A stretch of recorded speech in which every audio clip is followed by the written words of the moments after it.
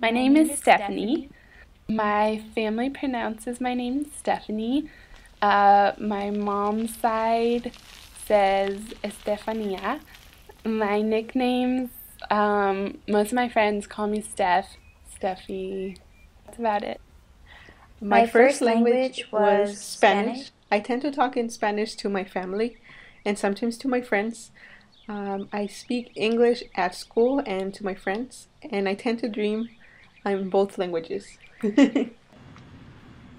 I was born in Los Angeles, and like my neighborhood is predominantly Latino, and that's how it is in most parts of LA. You see like certain communities are predominantly African Americans, and then other parts where it's predominantly Latino, and then your other parts like where they're predominantly just white Americans. Right? Los Angeles is home to me, and as of now, I'm not sure like what I'm gonna major in or like what I'm gonna do like career-wise, but I know that I'm gonna go back to LA because that's where I'm from, and I just want to give back to the community. My parents came here for a better life. Really knowing that they came here and every day they struggle for that, for us. It's not about their own personal like gain. This is all for their children, and knowing that is really the biggest motivation for me to really in anything that I do to better myself. I do it for myself, but I also do it for my parents because of all the sacrifices that they are going through for me. The school I went to was predominantly Hispanic Latino. There's a really high teen pregnancy rate in Brownsville where I went to school, and I saw a lot of my friends go down the wrong path and not finish high school, not go to college because they had kids, and I guess I just want to make sure that I was able to go to college. And my family always supported me and helped me not fall into that trap. My mother taught me everything she knows. She taught me to never marry a Mexican. Mostly to not marry at all, actually. And I think all this stems from the fact that she had kids at an early age, and was with my dad for 12 years, and then is with the man that she's currently with for 11 years, so she never really got a chance to date. So when I told her that I was talking to a black guy, she freaked out. I kind of freaked out on her. She told me not to have babies by a black guy, and I was appalled and upset and had a long conversation with her about race. And she didn't budge until the next day when she finally told me that it really didn't matter who I dated, as long as they treated me right. So I felt like I'd made some improvement with my mom that day. Kind of taught her something. I'm an American of Mexican descent.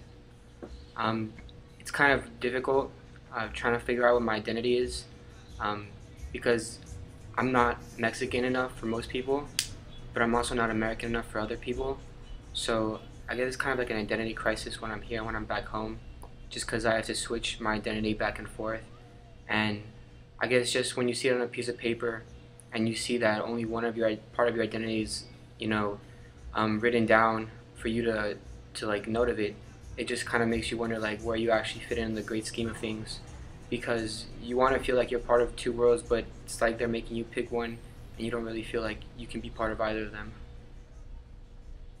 I am now a senior at Stanford University, receiving an elite education. Well, I don't know. I feel very uncomfortable when I tell people that I go to Stanford and they're like, wow, you must be really smart. Like, what did you get on your SAT scores? Or things like that, which actually has happened to me. I don't know. I feel like there's a lot of pressure to be someone really important and to, be a leader, be an entrepreneur, be someone who's like a mover and a shaker. I mean, there are definitely advantages to being at Stanford. I wouldn't go anywhere else. But it's not that easy, I think. I mean, a lot of it is luck. A lot of it is who you know. And nobody ever told me that that was important. Everybody just said, like, if you're smart and you get good grades, like, you're going to be someone. I am an authentic human. I've been worrying a lot lately if I'm Mexican enough for the Mexicans or American enough for the Americans, Salvadorian enough for the Salvadorians. But then it's like, what purpose does that serve, really? You know, building this fence so we could test people to see if they're in or they're out. I think a lot of the world's problems would be solved if people were a little more empathetic. But, you know, empathy requires acknowledging the connection you have with others, even different others, or extremely different others. But we always have a way to connect. You know, we behave according to what's important to us, what we are, what we aren't. This creates this identity, but if we work on constructing bridges that connect us over the borders that separate us, that will ultimately save us.